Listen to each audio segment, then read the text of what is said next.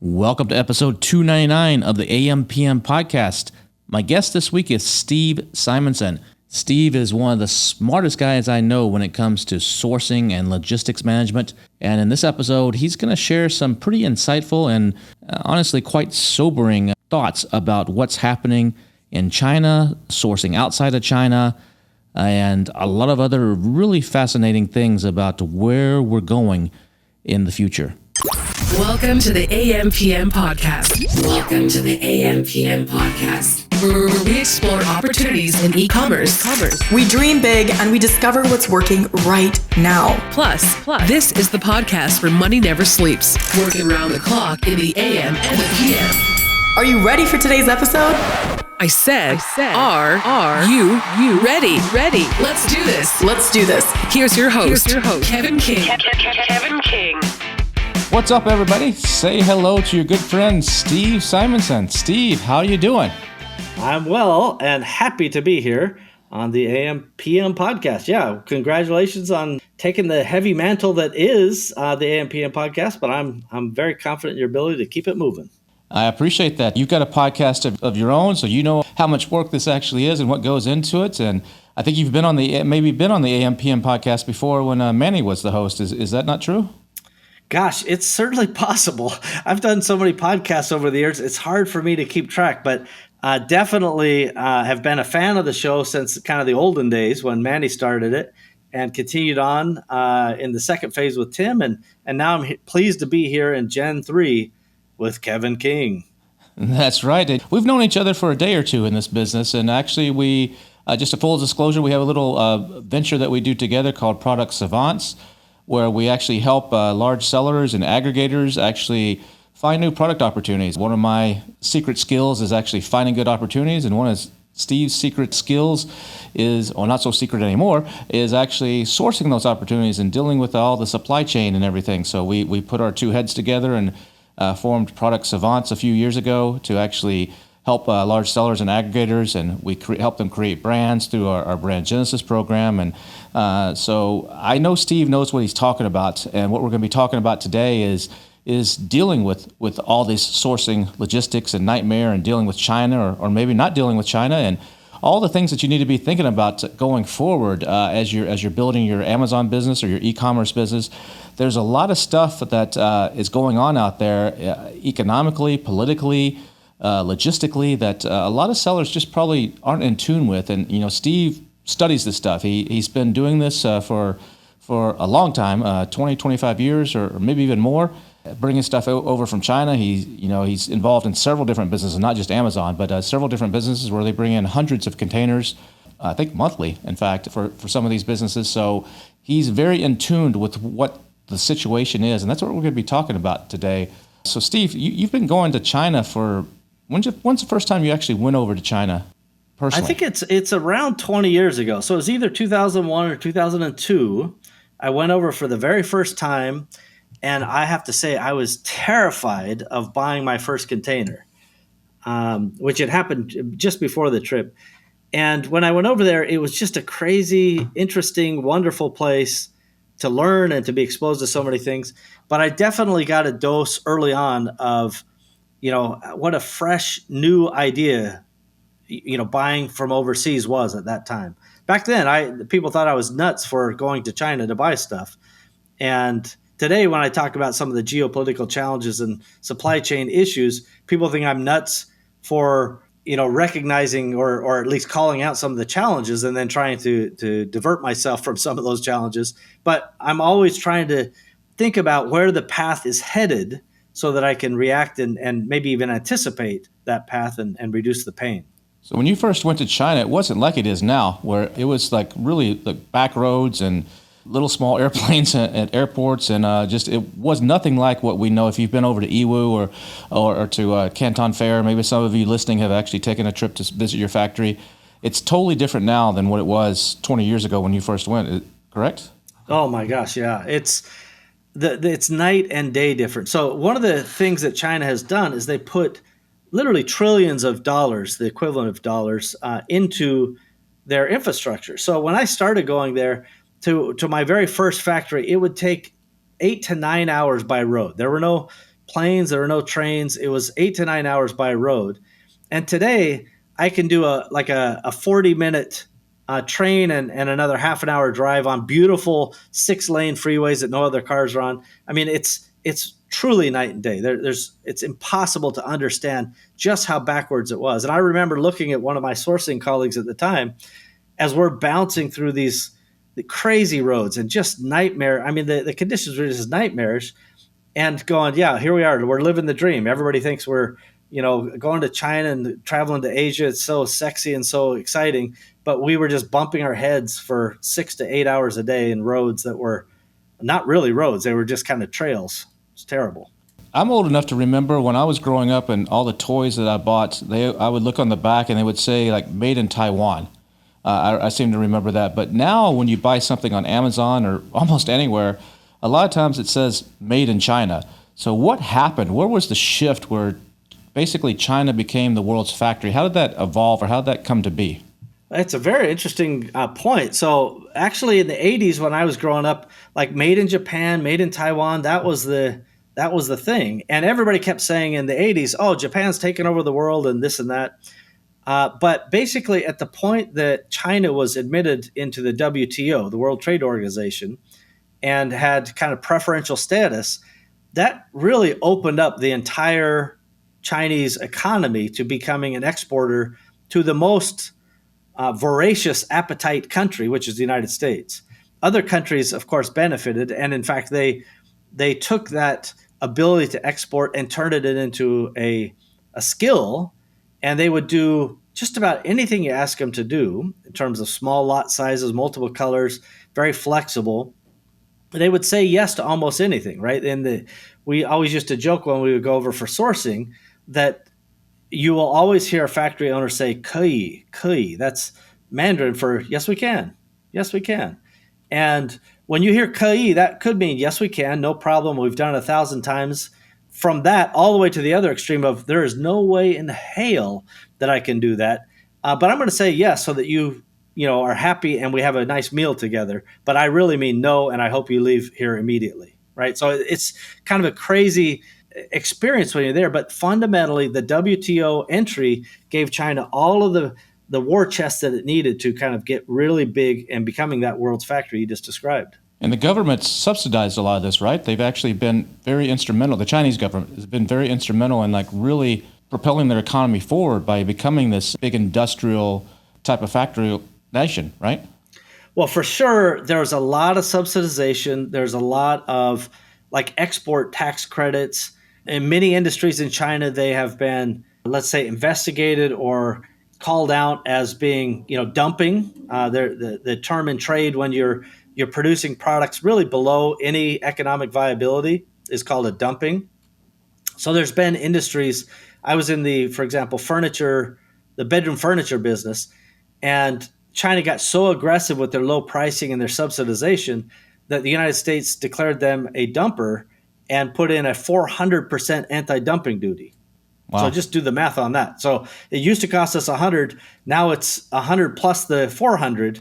And we can buy it in Vietnam for 200, or whatever. So, the truth is they have done a very good job at promoting their industry and keeping the entrepreneurial spirit going. I think that was true right up until the point of COVID.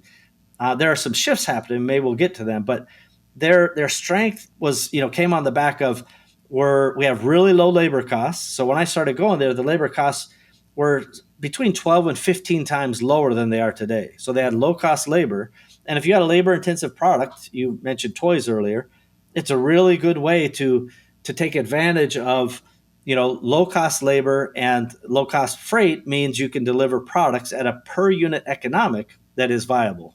Now, you've always, I've heard you on some other podcasts and stuff, and at events, you always recommend this one book called Poorly Made in China. That you suggest that anybody that really wants to get their head around how the whole mentality and the whole psychology and the whole process of how everything works there, to take a look. And you can get that on Amazon. But can you just give us the really fast Cliff Notes version of what that book really explains? Yeah, so Paul Midler wrote that book, Poorly Made in China, And I don't even know how old it is. It's probably 15 years old or maybe longer. But the truth is, it tells you a common set of experiences. I think he's the first one who developed the term product fade. So the product fade is when you start with a product, you go to the factory, the samples look good, the first order looks good, and the next order, it's fine. You didn't notice anything, third order, fourth order. And by the time you're at the fifth or sixth order, now you're getting claims, you're having problems, but you don't understand how you got there, because now you look at the sixth order and you're like, well, this is clearly thinner material than our master sample or our specification or our first shipment, however your point of comparison is done. And then you say to the factory, hey, how did this get thinner? And they're like, oh, sorry, we'll fix it on the next shipment, right? They just kind of play it off. But the truth is, they're in a constant state of profit engineering and optimization. Just like we as Amazon sellers want to optimize our listing, they want to optimize their product margin or production margin, which is fair enough. We want them to be efficient. We want them to make money. We just can't do it in opposition with one another. So by reading that book, you can at least become prepared and know who you're dealing with on the other side of the table in terms of their absolute world-class skill and their breadth of understanding of the topics and the materials and all that. Like, you are not prepared if you don't get aware of kind of your competition. In that adversarial environment, they're the seller, you're the buyer. Everyone wants to use the word partnership, but it's not a partnership. It's, I hope that I give you this money and you give me a good product.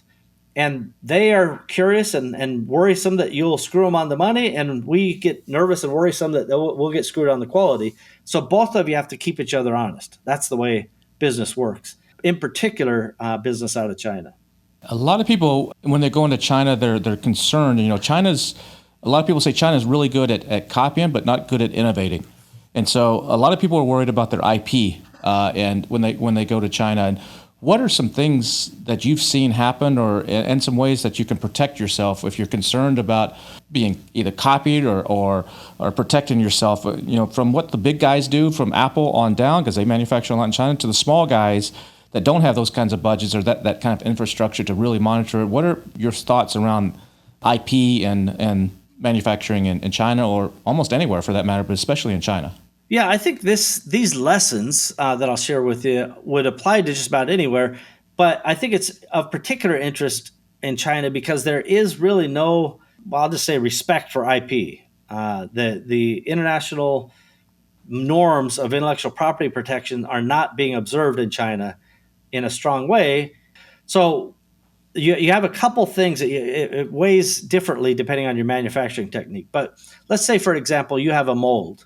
If you paid to have that mold made, you should pay somebody else to store that mold when it's not in production and to maintain control of that mold while it is in production. And because that's a way to make sure your mold is not being used for other people's production besides your own. So that's one intellectual property little best practice. And again, some of these molds have different sizes, but typically you can pay a third-party inspector type of company to take control and custody of that mold and to look out for your interest in that way. Other methods that people use is if the product has multiple manufacturing steps, assembly, or different parts of the manufacturing process, is they will give, let's say you have 5 distinct manufacturing steps. Instead of giving it to one factory who subcontracts it out to others, that you actually control those 3 or 4 subcomponents, and then you have one company assemble all those together. I know a number of people who do this very well to keep away some of the tiny little aspects that give them a competitive edge. You can set up agreements. There are things called triple net or 3N agreements, not triple net, that's for leasing. But those agreements have terms and conditions and so forth. But it's really difficult to make those stick. It's also difficult to make patents stick or any of that. So I wouldn't use that part of it as your, I'd say, tip of the spear. I would use prevention as the tip of the spear. Keep your mold to yourself, break up the process, and in some ways, just telling them, we're signing a contract, this is mine exclusive, you can't sell it to anybody else, and then monitoring that. Sometimes just the awareness that it's important to you and the vigilance of you asking about it, maintaining it, will keep them from straying from the straight and narrow path. believe it or not, that prevention is often just a component of your vigilance to maintain and monitor it. Does that go to them just wanting to save face, basically? Well, in part, it's like, well, how much trouble is this going to be worth? Face is a huge part of the culture, but ultimately, they just, like, if it's easy for them to get away with it, then they will. And if it's not, then they won't, right? The juice and the squeeze are somehow calculated for any of these maneuvers. And I can tell you firsthand, like, we've come up with distinct and beautiful designs or colors or different types of things dating back to those early 2000s. And every factory I went who made that product, I would find my products in all of those factories. And so over time, we would get more and more careful about it. But no joke, there was one bamboo product line in particular. I went to 20 or 30 factories, and every single one had a knockoff of that product that we created, which is, lesson learned, and you try to get better. But inherently, you can't stop people from knocking your stuff off. Yeah, I've had the same problem where they took my images. I do my own packaging. I don't, the factory sometimes will say, hey, we'll design the pack. Just send us the pictures, or we'll take the pictures and we'll design it for you. I'm like, no. I'm going to handle my own. I'll give it to you, ready to go. And they actually lifted off the photos off of my box and actually started using that on all the Chinese-based sites, thinking I would never see it, to sell the product into China. And when I caught them red-handed, they took it down right away and didn't admit really any guilt. But you got to be careful. They will take advantage if they see an opportunity. Yeah, it's a cultural difference. In the West, we see that as like theft. And in the East, they're like, yeah, I have it. Why wouldn't I use it? That would be dumb not to use it. Look at how great these photos are that Kevin made. I love them. I think other people love them too. Of course I want to use them, right? They don't think about the property ownership of that being important. But I'm glad that they did respond to you. Generally, the power position comes, if you do volume with somebody, you get them to do almost anything. And if you don't do volume with them, they're not going to listen to you at all. And so that's kind of how the power struggle goes down in China. If you do volume, you can get them to kind of comply and work with you. And if you don't, then you're just on the sidelines, looking in. So what are some of the cultural faux pas that you see sellers, especially smaller sellers, make when they're first venturing over, or maybe it's not their first time, they've been selling for a while, but what are some of the big no-nos that you see Western people do that could be offensive to factories in Asia? Well, I do think that in many ways, factories have a more mature view of silly Western mistakes, right? So for example, the first time I went to China, we went to one of the big traditional dinners where they got the lazy Susan in the middle and they just keep bringing out food. And my colleague and I, we just keep eating the food because in the West, we got to clean our plate, right? That's polite. And so we just keep eating. And finally, I lean over to the translator we were with. I'm like, tell them to stop bringing freaking food. We can't fit in another ounce of food. We're dying here. And she's like, stop eating and they'll stop bringing stuff. Right. And so I had to learn the lesson of, so when I'm full, I stop eating and they want food on the table. That's how they show good hospitality. And Chinese are extraordinarily wonderful hospitality hosts and so forth. So that was something that they weren't offended by it, but they're probably going, this guy can really put it away, right? I just kept eating and eating and eating. And the next night, I'm like, make sure they don't bring out too much food. And she goes, no, you stop eating when you're full. Then they'll stop bringing out more food.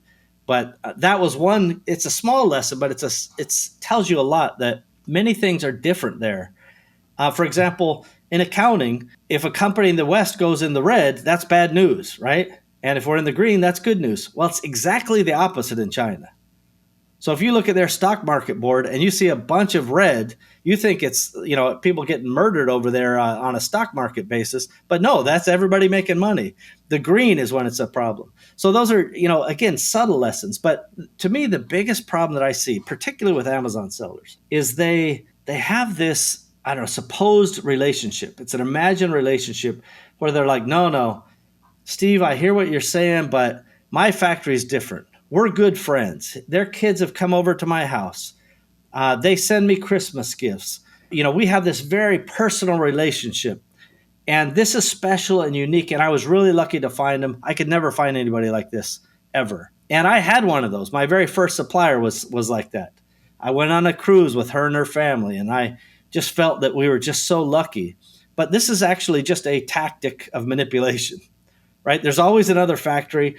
The competition will ultimately, give you better results than if you just stick with somebody who you think is taking good care of you. Now, I'm not saying relationships don't matter. It's quite the opposite. They do. But don't assume the one person you found early on is the only one who can do the job for you at the only price.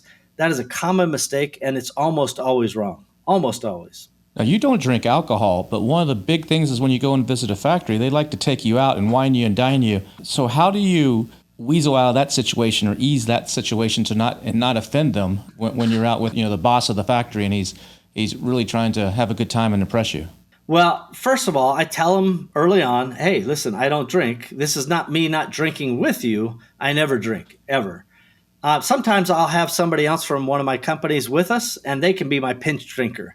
Like they'll do the drinks. Sometimes I'll bring a Canadian. They'll drink the Chinese under the table. Believe me, they know how to get the job done, right? So, but if I just simply said no, I will not drink with you. That would be a slight, and that would not be a professional positive thing. So, my actual countermeasure to that is, although I won't drink, I will eat just about anything you put in front of me, and I don't ask you what's in it, and I'm not picky. I'll try anything, because I want to show respect for the local culture, traditions, tastes and cuisines.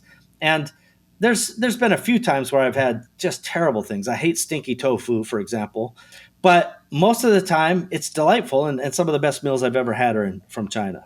So now it's difficult to actually go and visit. China is basically closed to the outside world right now and probably will be for quite some time. So how do you cultivate, in the past you would fly over and go to the Canton Fair, you go and visit the factories, you can go and hang out with them like we just talked about.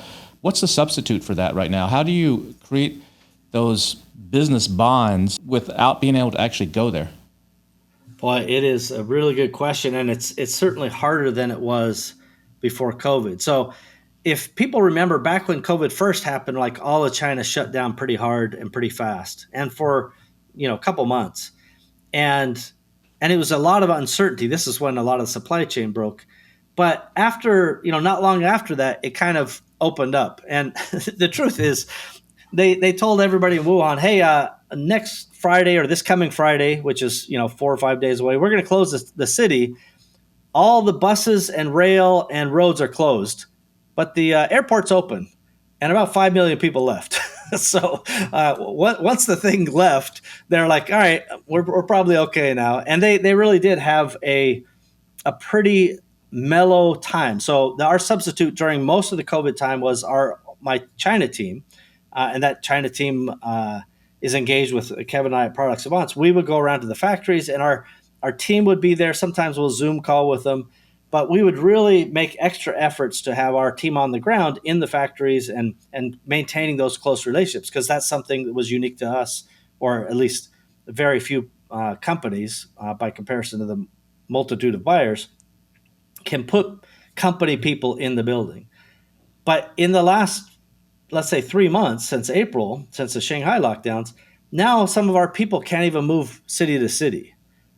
Some of the third-party inspection companies we'll use as backups, they don't even have people in those various cities. So we've had to get really creative, calling on some of the locals we know who used to work for that factory, for example, and having them go in, paying them money, and because they're in the same town, they don't have any border restrictions, and then doing video inspections and conferences with our team.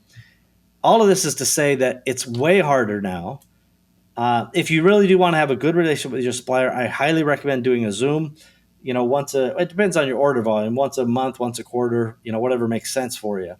But, send them a gift if you can. It takes forever to get there. They may not actually arrive, but take a picture of the gift as it's going. But it's much, much more difficult. And to be honest, I'm not going back to China as long as they have a, quarantine period. Right now, the quarantine period is 21 days, and you have to get checked like every 2 days, and you got to wear a mask, everywhere and in your sleep. It's really quite a nightmare. And by the way, it's not going to go away, in my opinion, anytime soon. They have kind of a very difficult problem ahead of them. They can't abandon COVID zero before the fall, which is when the next kind of election is to reaffirm President Xi. So there's no possible way to scrap the policy before then, due to face, even though they've changed the name to Dynamic Zero and Dynamic Community Zero, basically like, if we want Shanghai to be zero, we just ship all the people who have COVID out of Shanghai. Now it's Community Zero. All of those things are problems, and it's having big effects on the supply chain and on trade globally. Yeah, that the quarantine. I was just speaking to a couple friends of mine that are in Hong Kong. And a lot of Westerners are bailing on Hong Kong right now because it's just changing. With everything that's going on there. And they said that they don't want to. If they leave, they don't ever want to go back because of this 21-day quarantine. They said it's not like you're going to stay in a nice hotel, for 21 days and get room service. They showed me some pictures and some video. It's pretty bad. So yeah, the quarantine, you don't want to visit right now. But speaking of the coronavirus, when that happened and it really disrupted the supply chain. Container prices went into the $30,000 plus range. They come back down right now for a container from China to LA, somewhere in the 10,000-ish range right now, pretty much. There was a huge backlog at one point of 130 plus ships outside the LA ports. I think I just read that's down to in the 20s right now. So they've kind of worked through some of that. And I think I saw a stat. I think it might have been you put it out at the $1 Billion Seller Summit. There's like 55,000 ships that are transporting goods around the world. 1.6 million sailors manning these ships, and about 50 to 70 million containers that are out there. And when COVID hit, this whole supply chain worldwide completely got disrupted. And it really hasn't recovered. And then there's been some additional issues that have happened since then with the war in Ukraine and with additional lockdowns in China. That's just, I don't think we've actually felt the repercussions of that fully yet. And what's your take on all that? Commodity prices are going up, steel and everything. It's a mess right now. So what's your take on what's happened and where it's going? Well, it's a very complex problem. So the reality is everything comes down to a supply-demand issue, right? So when you're out of containers, all the containers are either unaccounted for or stranded somewhere, and then you're out of ships to move those containers because they're missing sailings, stopped up in LA and other places. Now the supply is way down and demand is as high or higher, and so the prices get out of whack. This will balance itself over time. We could probably get a container on a typical, let's say, Shanghai LA route now, maybe just under $8,000, which is an outrage to me, right? Because we were doing it for, 3, 4, maybe 4.5 on a regular basis for a 40-foot, by the way. And now it's still in that kind of 8,000 range. And the same problem, so the Shanghai lockdown, which you talked about, the repercussions will be still weeks and months away. So Rotterdam right now has a similar situation to LA. They're stacked with containers, running out of space, and a dozen or 24 ships out there waiting to be offloaded. This is not unique just to LA, although it's particularly problematic because it's a very, very busy port. It's going to take many, many more months, maybe, a year or two for things to settle down. And unless demand goes down, which it's starting to in some cases, copper, for example, has entered a bear market. This time last year, copper was runaway high prices, and now copper's in a bear market. Steel is slowing down because the demand for steel is slowing incredibly. And one thing we alluded to earlier is, one of the ways China has really driven their economy is by real estate and by infrastructure investment. And both of those sectors are under incredible stress right now. And that can cause a very deep contraction or problem within not just the Chinese economy, but the global economy. Because if they have a glut of steel, then the steel price will drop. That might sound good for some of us, but there are challenges with, wild swings in any of these markets. So my number one, I suppose, be on the lookout for advice is be on the lookout for change, right? Track your commodities, understand the impact of oil, transportation, timing, and the risk of those timings really stretching out. We used to get stuff. I switched a bunch of containers from China to Germany, about 20 a month. And now, and by the way, it was around a 6-week lead time. And so, 6 weeks is 40 days, 50 days, something like that. Maybe, 50 days, let's call it. 42 days, 6 weeks. Yeah. And now it's 85 days from Germany, right? For no real reason. But I say no real reason, but clearly there are reasons, right? It's upstream supply issues. And these things are happening all over the world. And I think that the whole point, I guess I'm getting to, is what we became accustomed to in the globalized world is starting to break apart.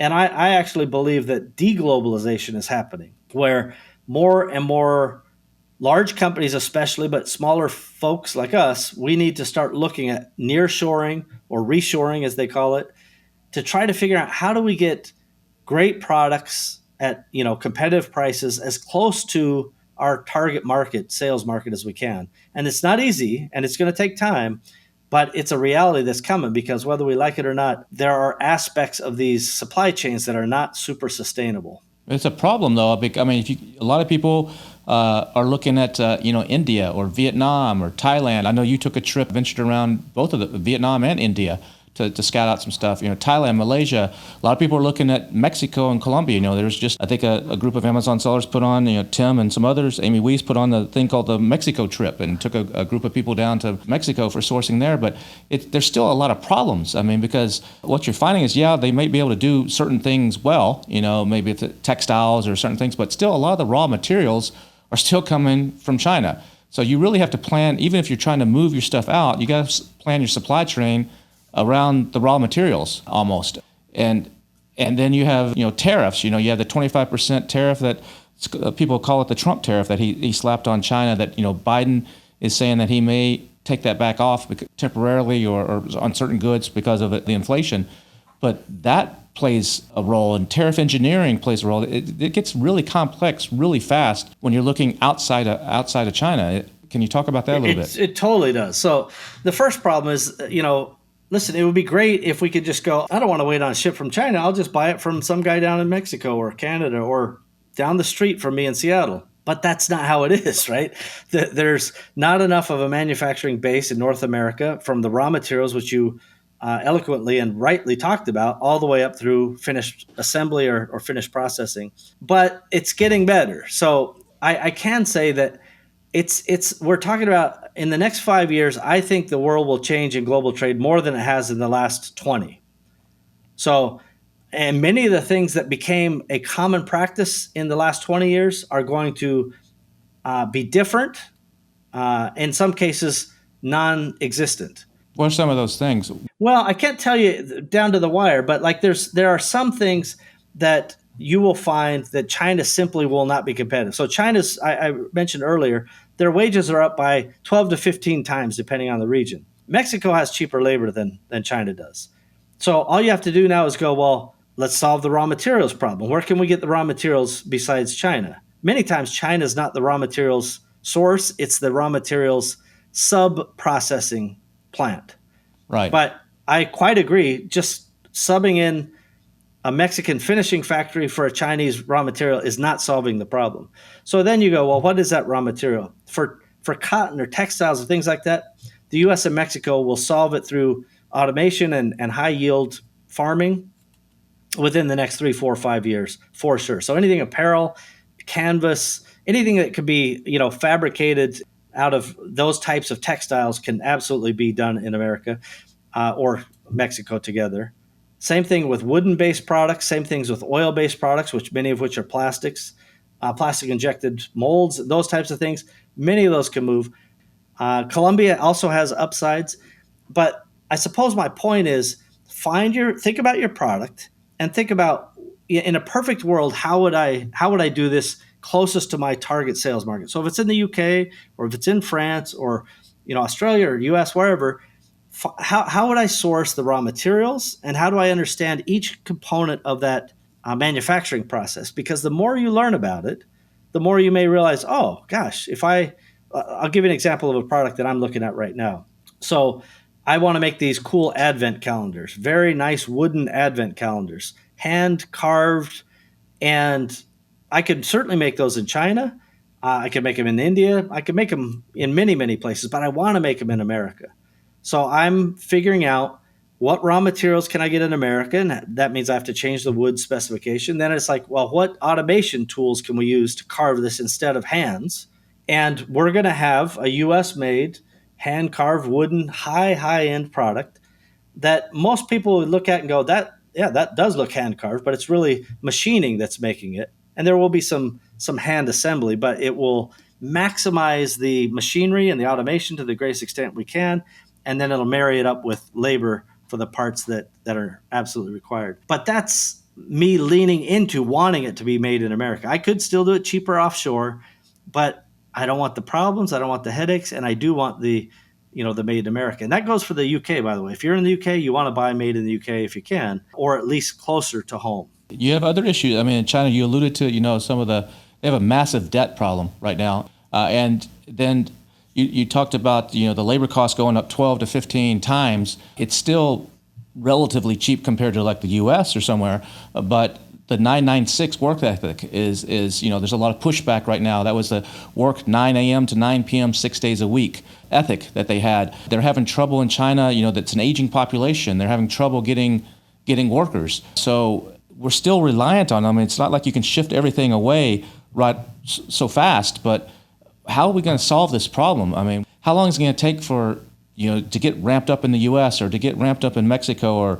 Vietnam or wherever it is to where we can just sub them in? You can't really just sub in another place right now very easily. No, it is not a copy and paste operation, that's for sure. I would say it depends on the scale of the operation. So first of all, I would say maybe the tariffs will be rolled back by Biden. Let's just say. So by the way, Catherine Tai, the head of the United States trade delegation, says no way we should roll these back. This is a bad idea. Like, she's talking like Trump, right? And she's operationalized all of those tariffs in high effect ways.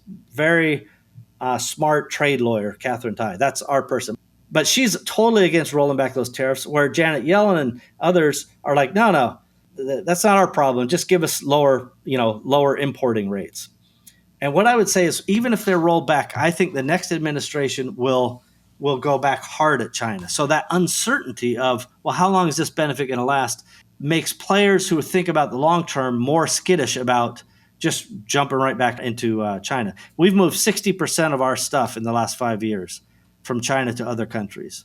That's not insubstantial. If just average 150 containers a month and then move 60% of that, it's hard. But what I would suggest to anybody out there is look at your product or products, figure out alternative supply lines, whether it's India or Thailand. Vietnam actually is probably one of the best places to look. And I've been to Vietnam. We've been buying in Vietnam for a little more than 5 years now. I'll probably be going to Vietnam again this fall, because for certain products they have a lot of advantages, not the least of which is the raw material components coming from China roll in trucks right across the border, or short haul container vessels. The point being, it's much more close, and they don't have any tariffs at the present time. And a lot of the Vietnamese factories are owned by Chinese companies as well, right? Some of them.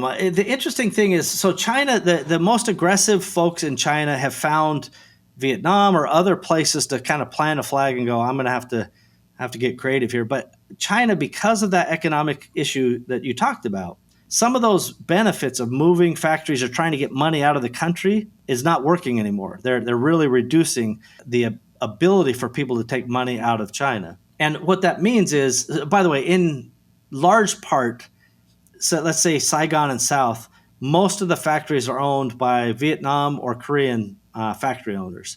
And then in the north, it's a third, maybe Korean, Vietnamese, and Chinese ownership.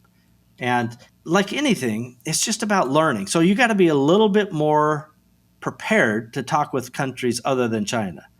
Like, I highly recommend a text, package that shows the specs and the drawings and all the little details, instead of just sending a picture from Amazon and going, can you make this? That easy button, while it's nice, and I still use China regularly, I just would tell you, have a backup plan.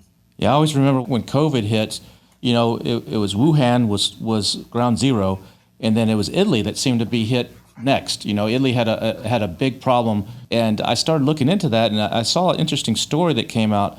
Just a little side here, that there's a region in Italy, I think it's in northeast Italy, that's basically where all these Chinese factories came and set up shop and brought in a lot of labor from China, a lot of Chinese immigrants, and are making a lot of these leather goods and high-end goods for all these luxury designers that everybody, it says made in Italy, and everybody thinks it's some little man in his cobblestone making this thing and made in Italy, when it's actually these Chinese factory operators with inexpensive immigrant labor making the stuff. There's a lot of people, you said 5 million people left. A lot of them went to Italy.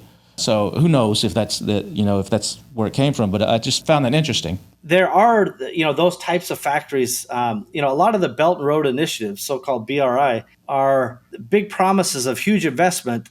And the implication was, if you put in $1 billion to build our port, then that, a lot of our people are working on that port. And, even though there might be some heavy loans or heavy fees and penalties and interest and so forth versus the IMF, the International Monetary Fund, we're putting a bunch of people to work. But in almost every case, any of the work that pays money goes to, imported Chinese folks, and the locals get to do any of the stuff that is like the worst work, moving rocks or literally pounding rocks.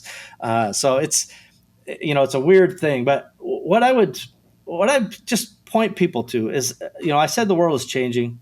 You can see the signs of that with Sri Lanka basically being out of money. Pakistan just about ran out of money in the last 10 days and was wired some money, billions of dollars, to kind of keep it afloat. And Turkey's kind of out of money. Like, there's a lot of this monetary crash happening, and it's going to have impacts. I can't predict all of them, but I just know uncertainty and chaos are a likely result.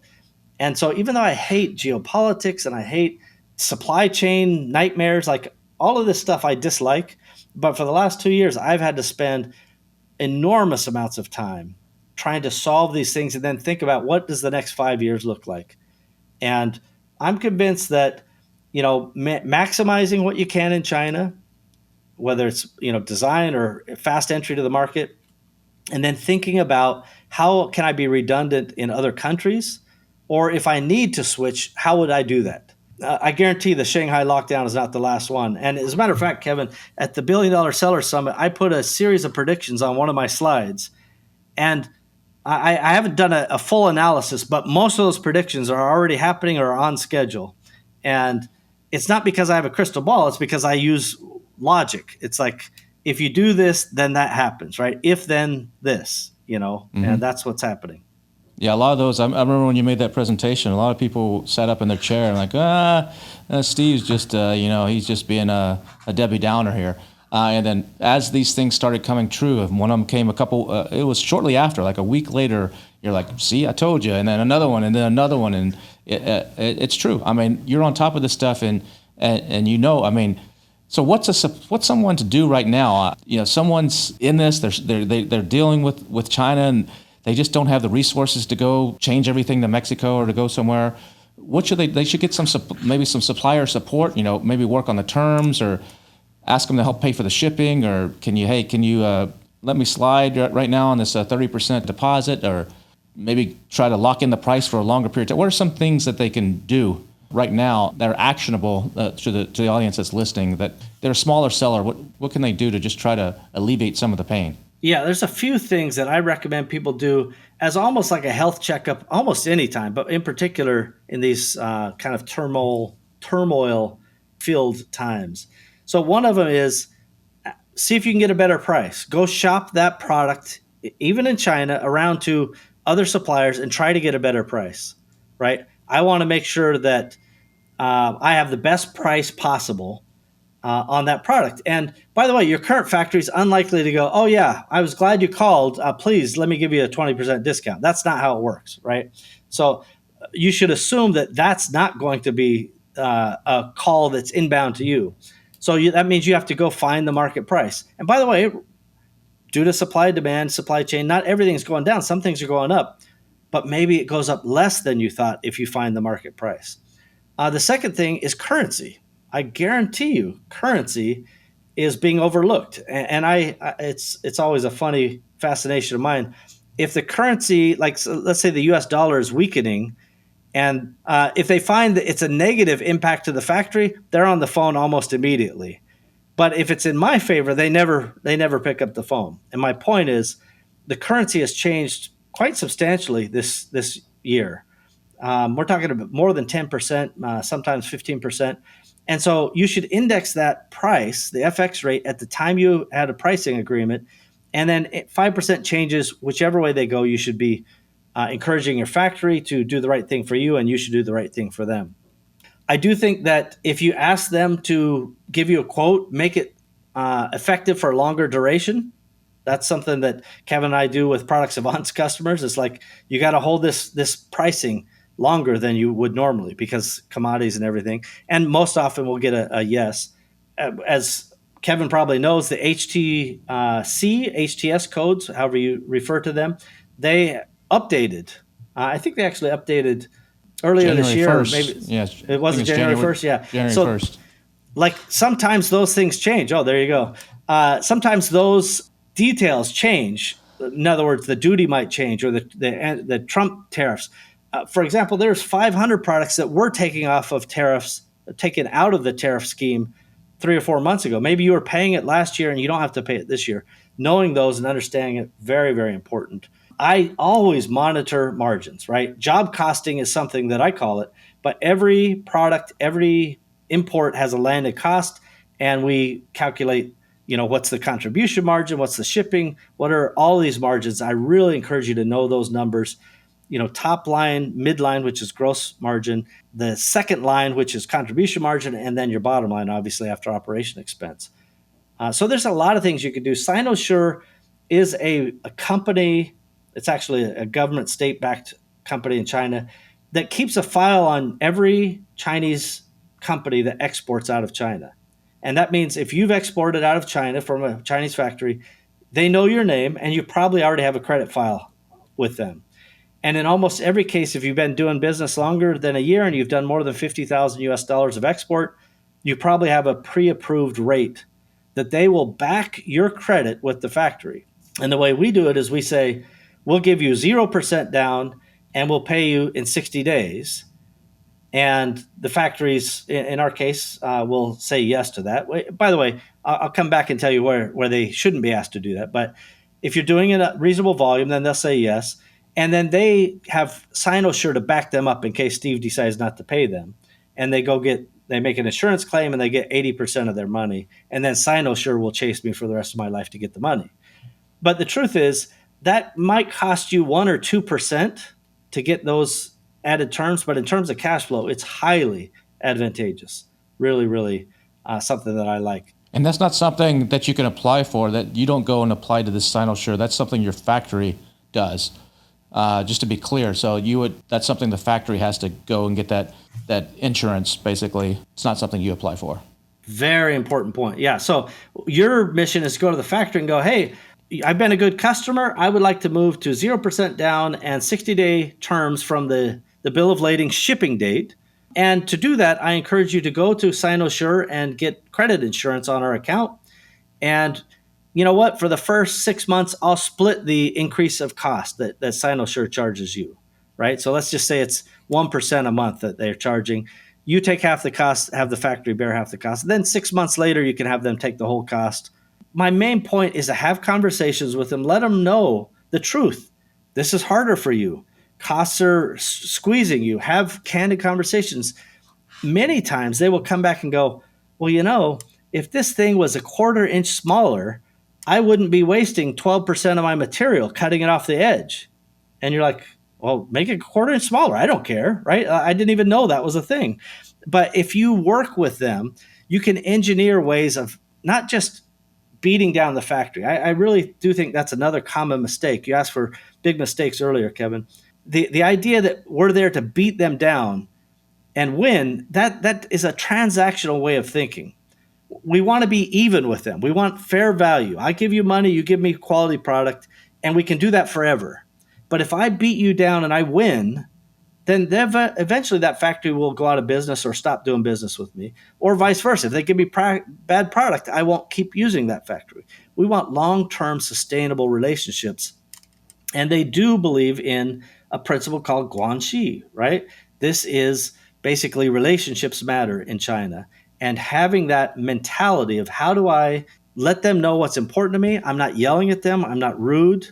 I certainly don't use slang with them, right? Let's be professional. Let's be respectful and show, like I have a philosophy that we try to use in our company that says, I put my name on it. When I speak to a factory, it's very rare for me to lose my patience. It's not that it's never happened, but it's extraordinarily rare, and it's usually multi-million-dollar problems. But even then, I'm not screaming and yelling and swearing. I'm just like, this is really, really important. Let's get to the bottom of it as quick as we can. Having a good relationship and a good rapport based on professionalism and respect, that's a trust but verify relationship, by the way. That's how you get things done over the long haul. And it doesn't matter what country you're dealing in. That works everywhere. Our stuff in India, that works. Our stuff in Malaysia, Germany, Poland, it doesn't matter where. It all has a place. Just before we wrap up, I just want to cover one or two other little things really quick. You've said, I saw you make a presentation where you said, hey, listen, China knows they've got some issues here, and they're going Bridezilla on everyone. What did you mean by that? So it is really weird. All the things that got China to its extraordinarily positive and competitive position.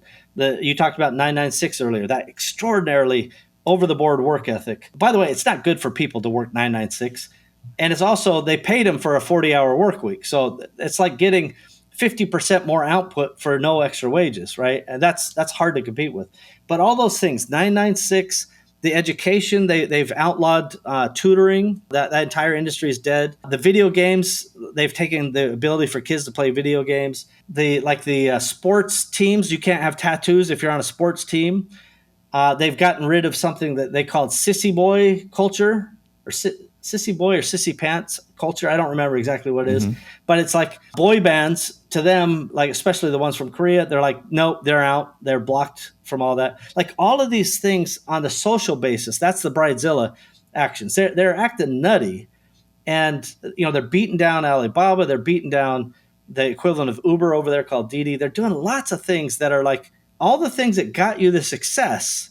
You're now beating down. This doesn't make sense from a practical picture. And so it's all the achievers, all the people who've done really well are kind of nervous and scared. And that's creating, I guess, turmoil within the country of China. So it's that turmoil should play out or at least settle down by the end of this year. But who knows, if she will everybody presumes that she will stay in power. But it's a big struggle right now based on the COVID lockdown problem. So where do you think we're going to be, if we do this podcast again in 2 years, what are we going to look back on? Where are we going to be compared to where we are right now? Well, China's financial condition will worsen dramatically. They're running out of workers. We didn't talk about the demography, but they, probably by 2050 or 2060, they'll have half as many people as they have now. They're the oldest population on Earth. They're the fastest aging population on Earth. What that means is fewer workers in the factories, for example, which means wages go up. Even the massive amount of, they have 11 million people graduating from college. They made a new requirement that says, oh, by the way, you don't graduate officially until you have a job. This way, they don't have to show college graduate unemployment rates. So you did all the schooling, and you don't have a job, you don't have a certificate of graduation. So I think the financial condition will be much, much worse. The real estate was going to drag a lot of things down. And by the way, that puts our deposits for products at more risk than they've ever been. I still will send a deposit if the order is small and it's an infrequent order, say less than 25,000. We'll probably still just pay on the 30% down, 70% on bill of lading. But that's getting more and more risky. And, China's they have a bunch of smart people. If the entrepreneurial spirit is allowed to unleash, it'll probably all smooth out. And the trade situation will probably get worse in the next 2 years. So I would just be prepared for a little bit of chaos. Don't assume the easy button will always work. And, I say hope for the best, plan for the worst. That's a good strategy.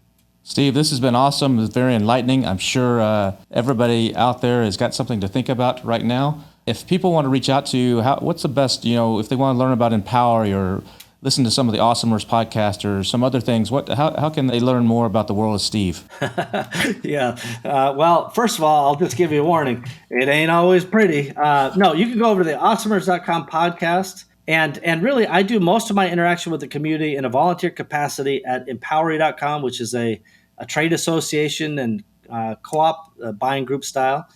And I answer questions, and I regularly do masterminds and other free meetups there. I'm a volunteer there. And Awesomers, I'm not very regulated in my publishing, but I've published 250 plus episodes, and people can listen to my rants and raves, including a 4-part China series that is still relevant today. So I love entrepreneurs, and every entrepreneur can do anything they want in terms of, building their business and growing it. Nothing changes, nothing stops.